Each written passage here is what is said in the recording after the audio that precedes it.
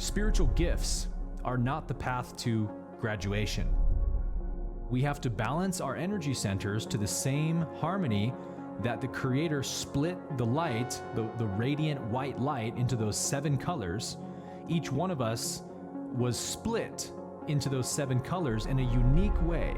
Once you raise catalytic energy all the way to the indigo ray energy center, the third eye, right here, that is when the third eye opens the gateway to intelligent infinity.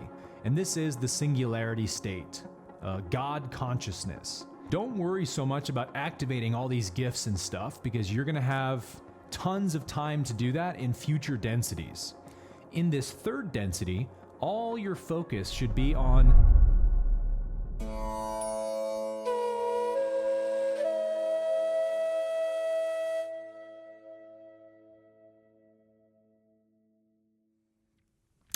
I want to talk to you all today, before we get into our Catalyst workshop, on the nature of Catalyst and kind of unpack this a little bit more. So in the Law of One, Ra describes this process that Catalyst, balancing Catalyst, is the way to activate the energy centers and raise our polarity, or raise the nexus point of our consciousness up the energy centers. So the way that Ra explains this is that, again, a catalyst is any experience you have. Every experience life brings to you is a catalyst for growth, if you use it appropriately. And so when a catalyst hits you, the red ray root chakra at the base of the spine is the first energy center that filters that energy. So Ra says all energy is perfectly balanced and perfectly reflecting the Creator's light. And so every catalyst contains that balanced energy, and it moves up the spinal network through first meeting through the root chakra. And this filtration process begins. And so every energy center is like a filtration center of energy, filtering the energy, the cosmic prana that's coming in from the root, which is the south pole, the negative pole. The crown is the north pole, the positive pole of the energy body. So the root is the south pole that's attracting, right? Negative means to pull in, to absorb, to take in, to possess. So all catalytic energy is taken in through the root of the south pole, and the red ray has the first shot at filtering that energy. Now, what does the red ray stand for? As we know, here in 4D University, it represents our survival, our base survival animal nature, survival and sexuality. And so the root chakra is where the belief in lack really comes from, because all lack is the fear of survival. You only fear lack, you only worry about lack because it triggers your animal brain, your primal brain, to say, I'm afraid I might ultimately perish if I don't have this lack need met. If my needs don't get met, I could die. So lack is really the fear of death, posing as the lack of this, the lack of that, lack of food, lack of nourishment, lack of shelter, lack of companionship, whatever the lack is. All lack is the fear of death, and that comes from the root chakra. The root chakra needs to have its basic needs met, yeah? So the ultimate imbalance of the root chakra is the lack. If the red ray is not balanced to a certain degree, the catalytic energy cannot make it past the bottom chakra.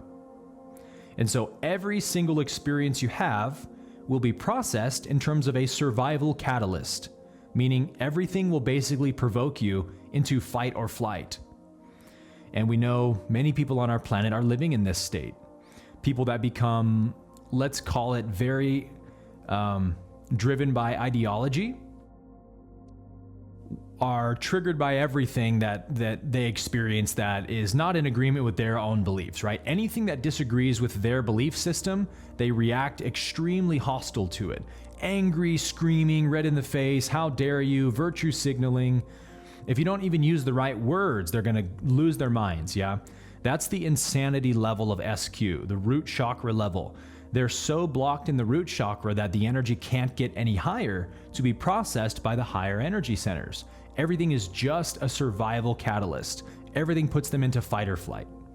So you can see if we don't balance the lower energy center, the red ray, we will stay stuck in this perpetual state of fight or flight. So once we balance and open the red ray by healing our lack beliefs, at least to a certain extent, where we can live from trust, we can feel safe in our body, we can feel safe in the universe, we can feel a good need and a drive to be alive, a purpose for being alive. That purpose can drive us in our life. Those qualities represent a more balanced root chakra. And then the energy goes higher into the orange ray, the sacral. And then the catalyst will start to be processed in terms of personal desires, personal emotions. How do I feel about this? What do I think this means to me and about me? And that's the orange ray. And so let me share my screen with you to give you, I made a little chart to spell this out. So actually, before we get to that, I'm going to read a quote from the Law of One. So when we're talking about integrating catalyst, we're talking about spiritual intelligence. Yes, your spiritual intelligence is directly responsible for how efficiently you process catalyst. Or we could say it another way. Your ability to process and integrate catalyst, your ability to be aware of and integrate your life catalysts, is the direct measurement of your SQ, your spiritual intelligence. Spiritual intelligence is awareness and integration of that awareness. So this is a quote from session 43. Dawn says, when the Creator's light is split or divided into colors and energy centers for experience, then in order to reunite with the Creator, the energy centers must be balanced exactly the same as the split light was as it originated from the Creator. Is this correct? Ra says, we shall simplify by concentrating upon what we consider to be the central idea towards which you are striving. We have many times now spoken about the relative importance of balancing as opposed to the relative unimportance of maximal activation of each energy center. So pause right there. Ra is saying, we have been stressing to you that it's more important to have a harmonious balance of all the energy centers rather than focusing in on just one or two energy centers you really want to activate and pump up. Meaning activating the heck out of a certain energy center isn't the way to graduate. The way to graduate is to tune like the strings of a guitar, right? Tune your energy centers until they all strike harmony together. Meaning if the Creator's hand is like the hand that plucks the harp strings, when it plucks that harp string, it's a perfect key of notes that all resonate together in harmony. If your energy centers are not balanced, the hand of the Creator plucks your chakras and they're all dissonant and out of harmony and like, and you want to plug your ears. It's a bad chord, yeah? So your energy centers are like the strings of a harp or a guitar that need to be tuned to the right harmony and balance. And Ra says that's more important than just getting really good at plucking a couple strings, if that makes sense. Ra says, the reason is as you have correctly surmised. And Dawn's surmise or guess was that we have to balance our energy centers to the same harmony that the Creator split the light, the radiant white light, into those 7 colors. Each one of us was split into those 7 colors in a unique way, right? Your energy centers, although you have the same energy centers as me, right? Red, orange, yellow, green, blue, indigo, violet. Nevertheless, your unique balance is different than my unique balance. Meaning perhaps I have, I'm a spiritual teacher, right? So I probably have a more active blue ray and maybe blue and indigo ray. And if you've seen my aura photo on Instagram, then that's definitely the case, right? So maybe my balance needs to have a more refined blue ray and yours would have a more refined green ray or yellow ray or whatever the case may be. We all have a unique harmony and balance of those energy centers. We are all a unique chord that the Creator is playing through us. And that was Dawn's guess, and Ra says, the reason is exactly as you guessed. Thusly, the entity is concerned, if it be upon the path of positive harvestability, with the regularizing of the various energies of experience, that's catalyst. Thus, the most fragile entity may be more balanced than one with extreme energy and activity in service to others. due to the fastidiousness with which the will is focused upon the use of experience in knowing the self.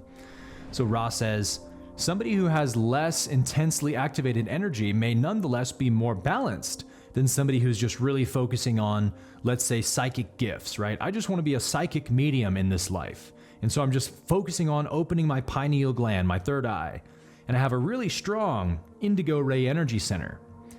And many of us probably know people like this who are powerful, psychic leaders and energy workers, but they still carry some pretty big imbalances in those lower 3 chakras, right? That's totally possible, to carry big imbalances while having strong, prominent gifts.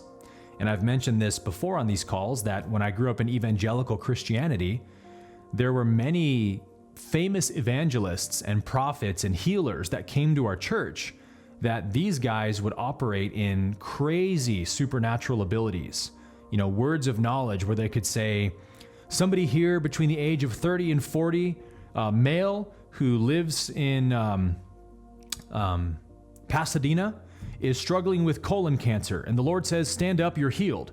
And this guy in the back of the room stands up like, that's me. And he's like, be healed in the name of Jesus. And the guy falls on the floor and convulses, and everyone's laying hands on him. And then he goes to the doctor the next week, and no kidding, cancer is gone. Now, it's a very evangelical Christian way of performing physical healing, but I saw that stuff with my own eyes all the time. And then, to my shock, these same, evangelists and famous ministers who had these super powerful gifts would get caught in adultery, having an affair, or stealing money from the church, or sometimes even pedophilia and things of that nature. So it's a sobering reminder, isn't it, that spiritual gifts are not the path to graduation.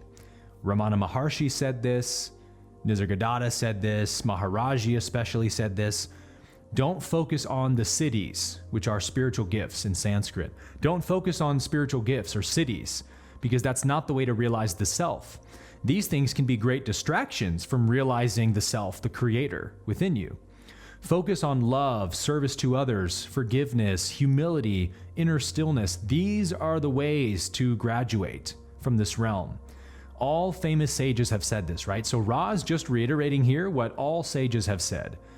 Somebody who has less intensity of energy, who's maybe more fragile energetically, may graduate before the person with a blasted open third eye who can read people's minds. I know that's crazy to think about, because we associate powerful spiritual gifts with spiritual ascension, but not necessarily, right? Sometimes, yes. Many times, very advanced spiritual beings have incredibly powerful gifts that are balanced with their spiritual virtue, their humility, right? Their love, their service. But it's not always the case. So that's what Ra is saying here. The last sentence says, the densities beyond your own give the minimally balanced individual much time and space-time with which to continue to refine these inner balances. So what Ra is saying there is that don't worry so much about activating all these gifts and stuff, because you're going to have tons of time to do that in future densities. In this third density, all your focus should be on balancing the energy centers, striking harmony with those 7 notes of the 7 energy centers. Get to a balanced point before you worry about activating certain gifts. That's what Ra is saying here. So in this analogy of the split light, I made this little graphic for you. This is how Ra describes the process of a mind-body-spirit complex coming into the earth plane in third density. This is the creator / the logos. And the logos, again, for every soul, splits the infinite light, the intelligent infinity of white light, into 7 colors. And each of those 7 colors that get split in a unique balance. And that balance becomes your 7 energy centers. And so what Dawn asked Ra in that session we just read is, hey Ra, since the creator splits the white light into 7 colors to create the mind-body-spirit complex of each one of us, do we each have to find that unique balance that reflects the original split light? And Ra says, yes, this is precisely correct. So again, the point I'm making here is that finding your unique balance is the purpose of third density and the purpose of balancing your energy centers. And guess what? Good news. You don't have to think about what your balance is. Your balance will find itself naturally as you just process catalyst according to each and every energy center, right? Just do the work, just balance every experience that comes to you, and your chakras will find their own unique balance. Because look, does it take any work to be who you are? I don't have to try to be Aaron, do I? I can't stop being Aaron. Aaron is just the unique expression my soul is experiencing in this life. It takes me zero effort to be Aaron Abke, to wake up and talk like I talk, think like I think, behave how I behave. The character we all call Aaron Abke is a unique balance of these 7 energy centers on the screen.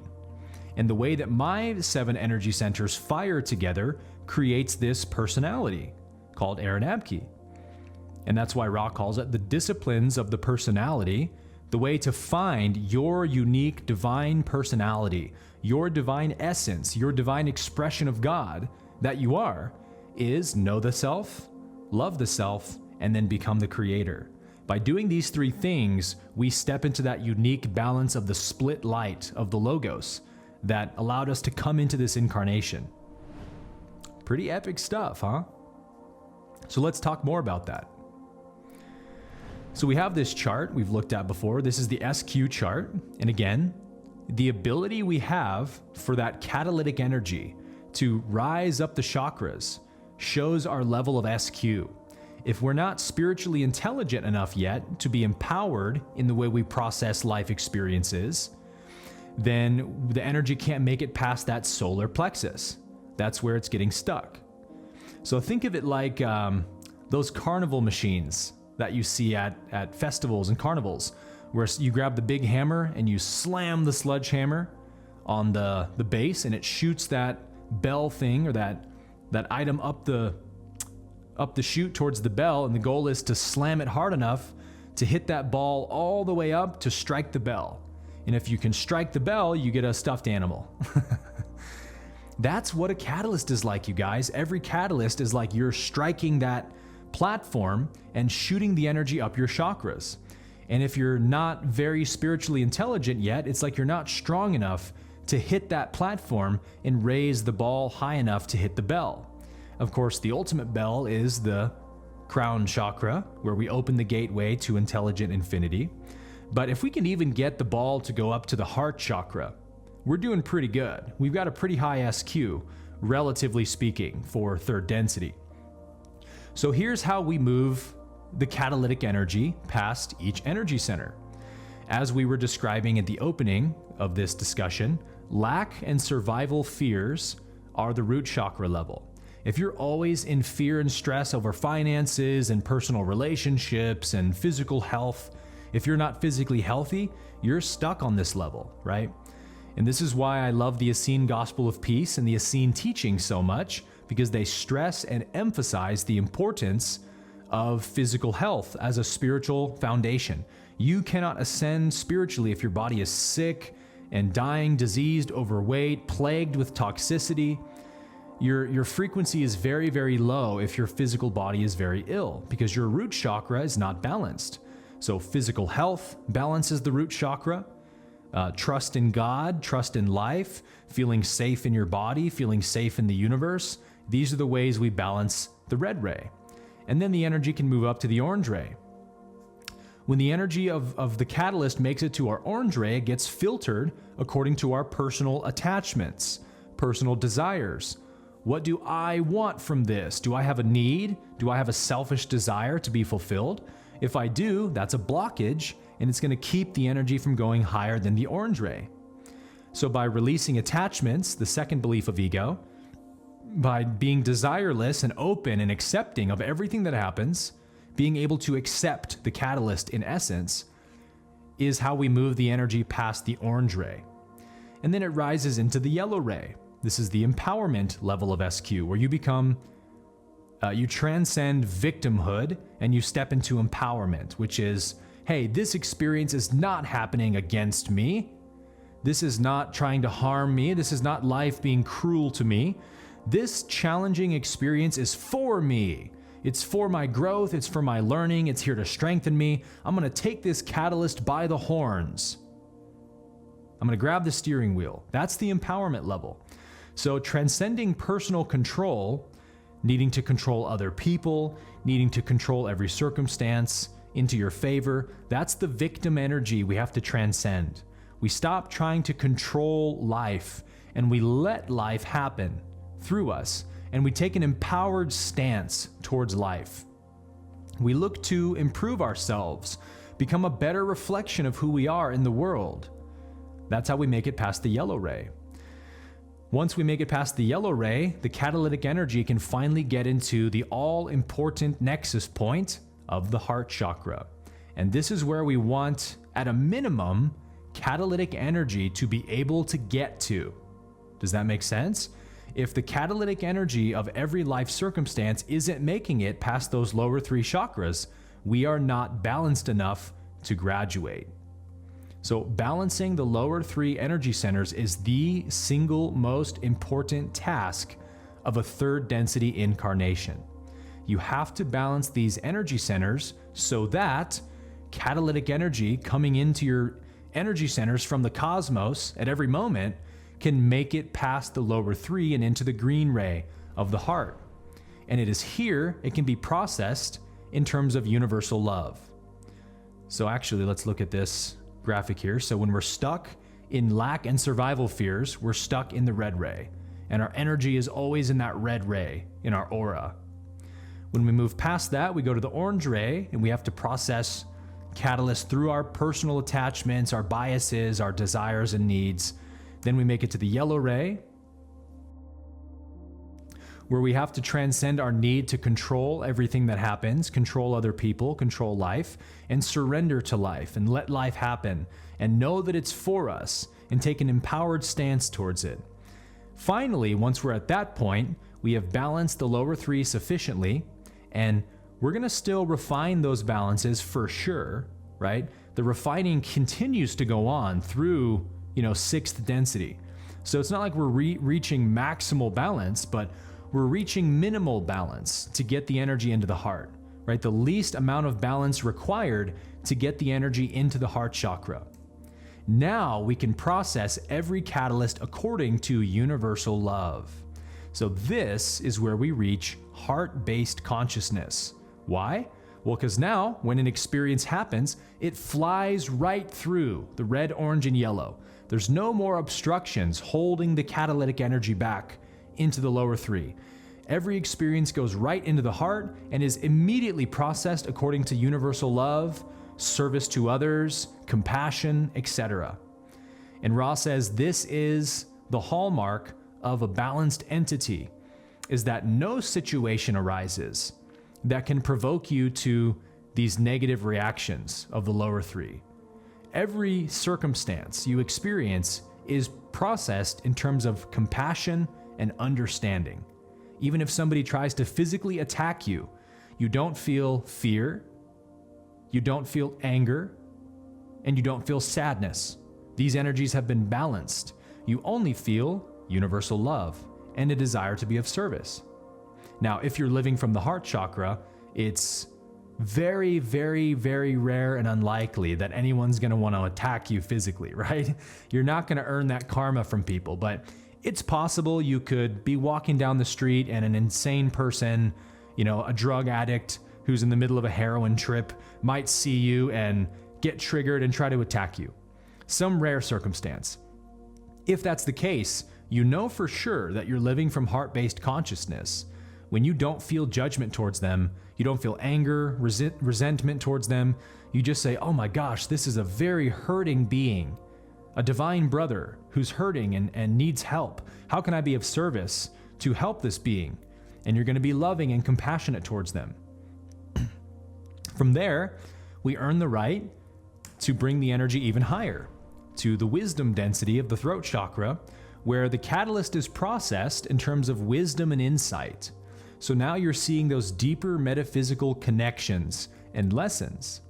This is where we begin to see the synchronicities in our life and what the messages mean, right? We're connecting the dots at the throat chakra. and seeing the universal intelligence operating behind everything. That's the throat chakra, how the throat chakra filters every catalytic energy that passes through it. Finally, at the third eye, the indigo ray, we become a total master of that particular catalyst, such that we become a perfect mirror to anyone who's still struggling with that catalyst. We are only aware now of the metaphysical principles back of everything. We are psychically tuned in to every circumstance, and we're probably hearing and feeling the thoughts and emotions of others. We are totally connected to the quantum field through the third eye. That represents final mastery over the catalyst. And as Ra says, once you raise catalytic energy all the way to the indigo ray energy center, the third eye right here, that is when the third eye opens the gateway to intelligent infinity. And the gateway is the crown chakra. Once the energy makes it to the third eye, it triggers the opening of the gateway. And this is the singularity state, God consciousness. When we are living under an open gateway, we are a 24/7 channel for divine intelligence. We speak as that intelligence, as Christ did, as Buddha and Krishna did. We enter that avatar state where we have full psychic access to all knowledge needed and required. So this is an incredibly rare state of spiritual intelligence that is going to become more common on our planet as more evolved beings incarnate here. But up to this point, this is that state we only know of the rare avatars that grace our planet. So we don't need to shoot for that, thank God, to graduate. You imagine if you had to open the gateway just to graduate? God, we'd be in third density for thousands of lifetimes, some of us. We only have to make it to this point to graduate. Everyone raises their hands and says a hallelujah, right? Just get into the heart. And guess what? To get into the heart, you just need to balance these three. That's it. Lack, attachment, and control. Can you just balance lack, attachment, and control such that those three energies do not sway you anymore? They don't control your behaviors and dictate your reactions. You always react from the heart. That's the graduation point. And when I say always, I mean 51% or greater. Yeah, the barometer is 51%. So we want to be 51% of the time living from the green ray.